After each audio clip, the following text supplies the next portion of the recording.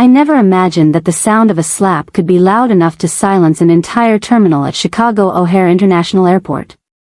1 second, I was checking the boarding time for our flight to Rome on the overhead monitor, and the next, my sister's hand cracked across my face with such sharp force that it turned 200 heads in our direction. Smartphones lifted instantly like a synchronized wave. People stared, mouths open, and before I could even remember how to breathe, my parents rushed in, not to help me, not to see if I was hurt, but to blame me. Again. They had absolutely no idea that I was the one who had quietly paid for this entire Italian dream vacation. They didn't know that the luxury villa, the first-class seats, and the private tours were funded by my bank account. And they certainly didn't know that in exactly 5 minutes, I would make a decision that would leave every passenger at gate K-12 speechless and my family stranded in Illinois while I crossed the Atlantic alone. My name is Emily Davis, and for most of my life, people have described me as the responsible one. The steady daughter, the calm older sister, the girl who never argues, never complains, and never causes trouble. It's funny how a reputation can trap you. It can turn into a role you don't remember choosing, a costume you can't take off because everyone expects you to play the part forever. Growing up in our house in the suburbs of Chicago, my sister Chloe was the spark, loud, emotional, dramatic in a way my parents found charming and full of personality. I was the quiet one, the fixer, the foundation. If Chloe cried over a broken toy, I comforted her. If she messed up her grades, I tutored her. If my parents needed a form filled out or a dispute settled, they didn't even ask her, they turned straight to me. I told myself it was love. I told myself it was responsibility, family duty. But somewhere around year 29 of being the dependable daughter, the cost started showing. I work as a CFO for a high-growth fintech startup downtown, the kind of job where you spend more time with financial models and investor decks than you do with actual human beings. It pays well, extremely well, enough that when the idea of a family trip to Italy came up, covering the whole thing didn't feel like a burden. It felt normal, expected even. I told myself it was a gift. Something nice to do for my parents who hadn't traveled internationally in years. Something generous for Chloe, who claimed she needed a mental health break from her stressful life of trying to become a lifestyle influencer and switching careers every 6 months. 5 weeks ago at our family Easter brunch, Chloe stood up with a mimosa glass in hand and announced she was treating everyone to Italy. My parents' faces lit up like it was Christmas morning. My mom covered her mouth in disbelief, tears welling in her eyes. My dad bragged instantly, patting her back, telling her how proud he was of her success. Chloe looked at me across the floral centerpiece, smiled that charming smile, and mouthed, "Cover me," like it was our little private joke. And I laughed it off because that's what I do. I kept planning. I paid for the flights, Delta One suites because Dad's back hurts in economy. I booked the private villa in Tuscany because Chloe needed content for her feed. I organized the drivers, the wine tastings, the Colosseum tickets. I told myself it didn't matter if nobody knew. I told myself family doesn't need credit. But the truth is, something inside me tightened a little each time Chloe accepted praise for a generosity she didn't possess. Each time my parents brushed off my contributions like they were automatic, invisible. Each time Chloe made a snide comment about me being too uptight, too corporate, or boring, while I carried every adult responsibility in the family on my shoulders. Still, I hoped this trip would feel different. Maybe being away together, maybe the Mediterranean breeze, maybe a week outside of our rigid routine would soften the edges. Maybe we could actually enjoy something as a family without the old dynamics playing out. That's what I was thinking the morning we left, standing in Terminal 5, coffee in hand, boarding pass pulled up on my phone, that maybe, finally, this trip would be the break we all needed. I was wrong. So wrong that within minutes, everything I believed about my loyalty to this family shattered. The moment Chloe's hand hit my face, the sound cracked through the airport like a dropped tray of glass. For a second, everything inside me went quiet. Even the part of me that always tried to understand her, to make excuses for her. My cheek throbbed with a heat that spread to my ears. But what hurt more, what truly cut deep, was watching my parents sprint toward us with that familiar mix of panic and irritation aimed squarely at me. "What did you do to her, Emily?" my dad snapped before even looking at my face. I opened my mouth to defend myself, but Chloe beat me to it. She buried her face in Mom's designer coat, which I also bought, her voice trembling on cue. "She's been ruining the trip all morning. She criticized my outfit, she mocked my follower count, I can't take it anymore." The lie slid out so smoothly, it barely surprised me. What surprised me was how quickly, how instinctively, my parents accepted it. Again. Mom stroked Chloe's hair, glaring at me over her shoulder with eyes full of disappointment. "Why can't you just let your sister enjoy herself? Why do you always have to be the difficult one?" There it was. The script we'd been performing since childhood. And standing there in the middle of O'Hare, surrounded by strangers recording us for their TikTok feeds, all the old memories started flooding in. Heavy, humiliating, undeniable. I remembered the Sweet 16 party.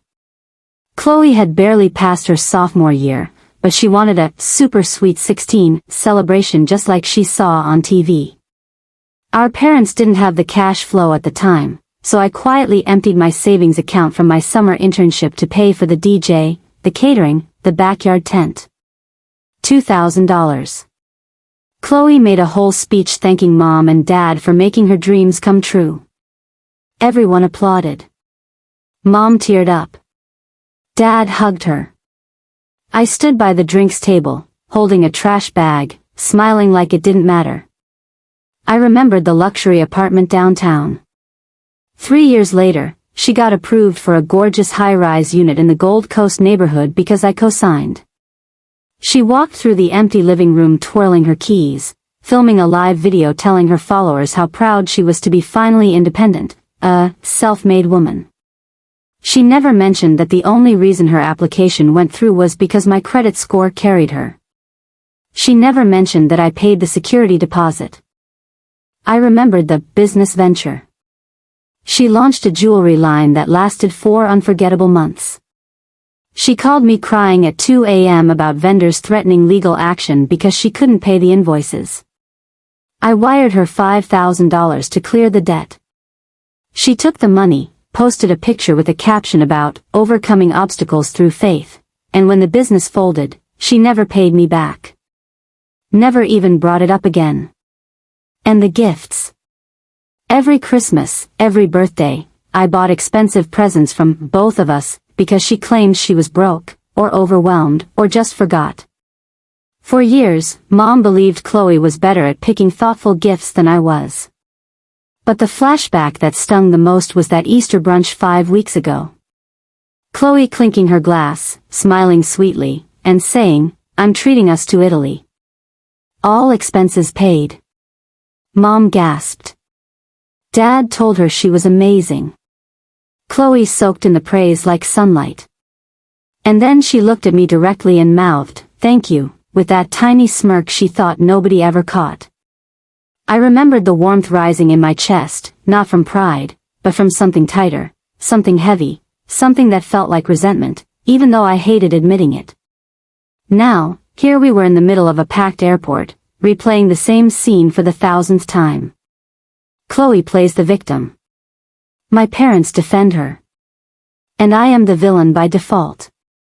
"Apologize," Dad said, stepping between us like a referee protecting a prize fighter. "Do it properly. Don't ruin this trip." My cheeks still throbbed, but I swallowed. I always swallowed. "I didn't do anything," I whispered, my voice barely audible over the terminal announcements. "Emily." His voice dropped to that low, disappointed tone he'd used on me my entire life, the one that used to make me crumble. "You made your sister cry. Fix it." I looked at Chloe. Her mascara was perfectly streaked, artistic almost, like she'd practiced in the mirror.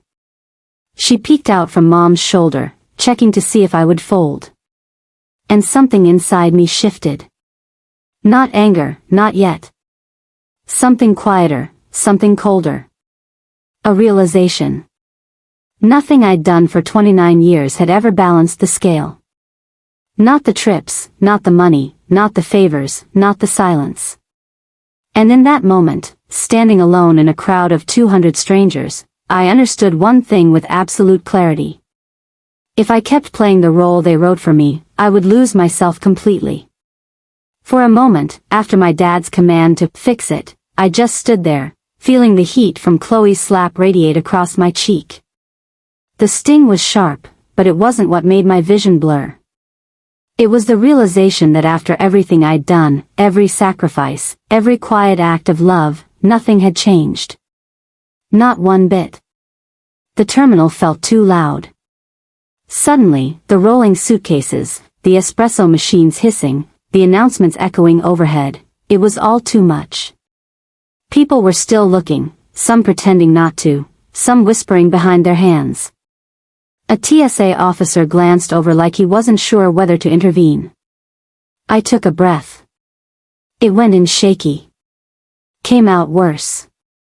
I need a minute, I murmured. Dad gestured dismissively, checking his watch.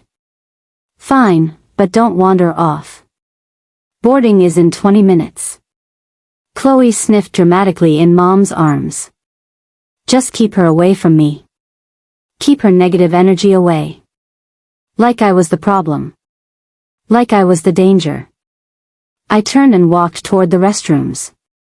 Not quickly, not dramatically, but slowly, like someone trying to steady herself after a blow she never saw coming. My hands were trembling uncontrollably. I pressed one to my cheek. It burned. Not from the slap, but from the humiliation. I reached a quiet corner near the vending machines, leaned against the cold tile wall, and closed my eyes. And that's when clarity began to cut through the fog. I remembered Chloe's smirk at the brunch table. I remembered Mom's proud tears. I remembered Dad telling his golf buddies that Chloe had finally made it. I remembered all the years I'd held everything together while being treated like an afterthought. And then I remembered something else. I was the one who paid.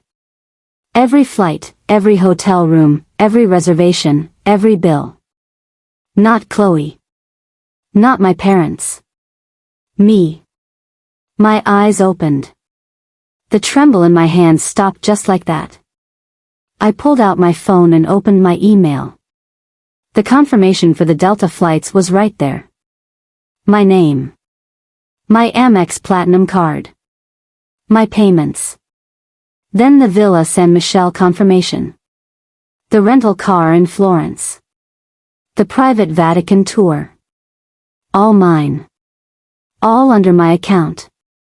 An idea, quiet, simple, and perfectly legal, slipped into my mind. A boundary. Not revenge, revenge is messy. This was justice. A line I should have drawn years ago. I tapped the airline app and pulled up our reservation code. 4 seats, 4 names, 1 payer. My heart was still pounding, but the rhythm had changed. It wasn't panic anymore. It was control. I stepped farther into the corner, away from the traffic of passengers, put in my AirPods, and hit the priority support button. A calm voice answered almost immediately. Diamond Medallion line, this is Sarah. How can I help you today, Ms. Davis? And with a steady breath, I said, Hi Sarah, I need to make a change to a reservation. No rage, no shouting, no theatrics, just a choice. A choice to stop funding the people who refuse to see me. As the agent pulled up the tickets, I glanced toward the distant gate. My family was sitting together, unified, laughing lightly now that their storm, me, had passed. Chloe was scrolling her phone, probably checking her engagement metrics. My parents looked relieved that the problem had stepped away. They had no idea that for the first time in my life, I wasn't coming back to them in pieces to beg for forgiveness. I wasn't coming back to apologize for existing. I wasn't coming back to keep the peace. I was coming back as someone they'd never seen before. Someone who finally understood her worth. The airline agent placed me on a brief hold, soft jazz playing through my earbuds. I stood there in that quiet corner, the cold tile pressing into my back, feeling my heartbeat settle into something steady, purposeful. I'd never felt this calm in a moment of crisis. Not when Chloe cried her way out of consequences. Not when my parents scolded me for things I didn't do. For once, the silence wasn't suffocating. It was liberating. The agent came back on the line. "All right, Ms. Davis, I have your reservation pulled up.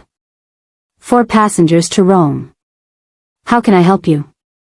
I swallowed, but my voice didn't shake. "I'd like to split the reservation and cancel 3 of the tickets."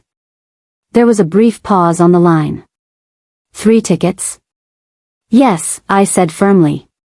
"Cancel Chloe Davis, Mark Davis, and Linda Davis.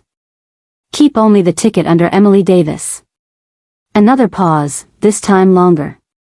"Understood. Since you purchased a fully refundable fare class, the funds will go back directly to your original form of payment." "Perfect," I said. "Go ahead." And with a series of clicks on her end, just like that, the balance of power in my family shifted for the first time in 29 years. When the cancellation confirmation hit my inbox, I stared at it for a moment. 3 names gone. 3 people who had used my silence as permission for far too long. I wasn't angry. Not anymore. I was done. Next, I opened the hotel reservation in the app. 2 adjoining suites, for guests, my credit card. I tapped the number and spoke to a concierge with a warm Italian accent. "How may I assist you today, Ms. Davis?" "I'd like to modify my reservation," I said. "Change it to 1 executive suite, 1 guest." She made the adjustments, offered me a refund for the difference, and told me she hoped I'd enjoy my solo stay. Then came the rental car, downgrading from the roomy Mercedes SUV my dad insisted on to a Fiat convertible, a solo vacation car, the kind you don't need to justify to anyone. Every call left me lighter. Every refund felt like a piece of myself returning. By the time I finished, I no longer felt like the girl who had been slapped in an airport. I felt like someone I hadn't seen in years, Emily Davis, the adult with control over her life. I slipped my phone into my bag and made the long walk back toward gate K12. The airport felt different now. Not hostile, not overwhelming, just neutral, like the world wasn't tilting against me anymore. When I approached the seating area, my family hadn't noticed me yet. Chloe was laughing at something on her phone, showing it to Mom. Dad was reading the Wall Street Journal on his tablet. They looked relaxed, at peace, as if 10 minutes earlier they hadn't watched their eldest daughter get physically assaulted and blamed her for it. I stepped into their line of vision and said, "I'm heading to the gate now." Mom looked up, confused. "What?" "We're all going to the gate. We're boarding together." "Not anymore," I said. Chloe narrowed her eyes, sensing the shift in my tone. "What are you talking about?" I looked directly at her, right into those eyes that had manipulated me for decades. "You're not going to Italy." Chloe laughed, a sharp, disbelieving sound. "What are you talking about, Emily? Stop being dramatic." I lifted my phone, turning the screen toward them. The cancellation confirmation was bright on the display. "I canceled your tickets. All 3. The silence that followed was a vacuum. Sudden, heavy, sucking the air out of the moment. Dad stood up, his face going slack. "You what?" Chloe snatched the phone from my hand, reading the screen like it was written in an alien language. "No, no, no. This isn't. Why would you do this? I booked this trip." "You didn't," I said quietly. "I did. Every part of it. The flights, the hotel, the car. Me." Mom stood too, her voice trembling. "Emily, this isn't funny. It's not a joke." "It's not a joke," I replied. Check with the airline if you don't believe me. Dad didn't hesitate. He pulled out his phone and dialed, his voice firm as he repeated the confirmation code to the automated system. Chloe hovered next to him, shaking her head, muttering, "She's lying. She's lying. She wouldn't dare." But when the agent on speakerphone confirmed only one remaining passenger, me, Chloe's face fell. Dad lowered the phone slowly, looking at me like I was a stranger. "How could you do this? How could you?" I asked back, my voice steady. "How many times have you watched her lie and watched me take the blame? How many times have you praised her for things I paid for? How many times have you asked me to stay quiet to keep the peace?" "No," Mom said, stepping closer, grabbing my arm. "We didn't mean." "Emily, please." "Yes, you did," I said, pulling my arm back. "You believed her without question. You didn't even look at my face after she hit me. You just took her side because that's what you always do." Chloe's voice cracked, the performance gone, replaced by real panic. "Emily, please. I didn't mean it. I shouldn't have slapped you. I was stressed. I wasn't thinking." "You meant every part of it," I said. "And I meant this." I showed them the hotel refund, the rental modification, the tour cancellations. Every piece of their luxury trip dissolving one confirmation at a time. Dad's face went red. "You think this makes you the hero? Leaving your family stranded?" "No," I answered. "It makes me free." Mom touched my arm again, tears gathering. "We can fix this. Please don't leave us here. We don't have the money for new tickets. These are thousands of dollars." I met her eyes. "I know. That's why I paid in the first place." Chloe grabbed my wrist, her voice shaking. "I'm sorry. Okay? I'm sorry. I'll pay you back." "With what money, Chloe?" I asked gently. "You're 26. When do you start thinking? When do you start paying?" There was nothing cruel in my tone. No malice, just truth. Truth she had avoided for years. The boarding announcement chimed overhead. "Now boarding zone 1 for Rome." My group. Dad stepped in front of me, blocking the path. "If you walk through that gate, don't expect to come back to this family." I looked at him, really looked at him, and for the first time, I didn't shrink. I didn't flinch. I didn't fold. "I'm not the one who left, Dad," I said softly. "You guys left me a long time ago." I stepped around him. No one stopped me this time.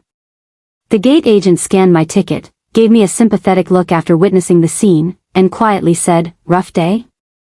I smiled faintly. "Getting better."